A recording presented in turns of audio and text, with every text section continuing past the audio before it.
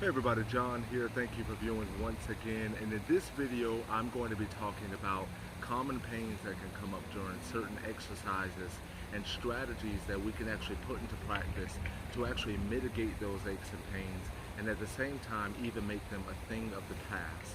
So let's go ahead and get right into it. Alright, so for the first one I wanted to talk about is, let's say you're going to do an anterior lunge, stepping one foot in front, really getting that flexion in the knee, and you're feeling some knee pain. So for example, it will be this movement right here. One of the things that I like to point out all of the time is pain usually can come from awareness, like what's happening if you have any bailouts, and at the same time it can happen from positioning.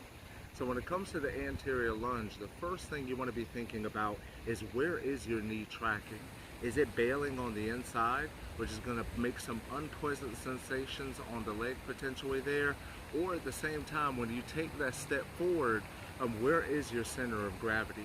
Are you loading things in your glute, or are you sending them far past the glute, past the knee, and putting a lot of pressure in the area when it's not prepared for it? So that would look like going to here versus if I were to find a nice stack this way.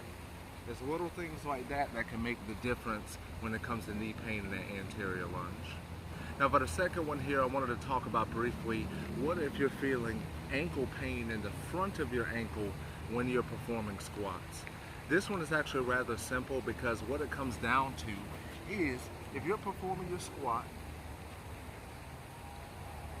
and let's say you're feeling a lot of pain in your ankle and it's almost causing you to not want to actually go into your full squat, you might want to consider, if you have really tight calves, restrictions in the calves is going to keep you in somewhat of a locked state, especially if they're really shortened, and that's not going to allow you to get dorsiflexion or to be able to decrease this angle in the ankle of the foot. So we want to be able to free that up. So an easy way to do that is, you can actually stand on a slant board or on a stable surface that puts your foot at more of a plantar flexed angle. That's going to give you more degrees to bend, and it's going to make that squat feel most likely a lot better. So like this, for example, and notice the angle of the foot. Now when I squat, I have more degrees to go rather than less. Now for this third one here, I wanted to talk about when it comes to overhead presses. And this one is actually rather simple if you're feeling shoulder pain when you're performing an overhead press. One of the common things that I see all the time is, when someone's setting up for it, they're really protracted and the weight is outside of their skeletal structure. So that's already going to put a lot of stress on your anterior delt. So a simple thing you can do is bring it back over your shoulder line and practice a nice clean press directly from there versus way out here and trying to perform the same thing. The other critical element too is where you're doing the press from. So you can either perform it from here, or some people like to perform it on the outside. The only thing you want to be careful about with the outside is that that's starting to get into the medial part of the deltoid, which, unless you're purposefully working on that, it might cause you some sensations you don't like. So try to keep it on the inside, stack everything onto the lat, and then press directly up, come right back down. Now for this fourth one here, what I wanted to talk about is actually going to be going into a side lunge, or a same side lateral lunge. So that's going to look like this.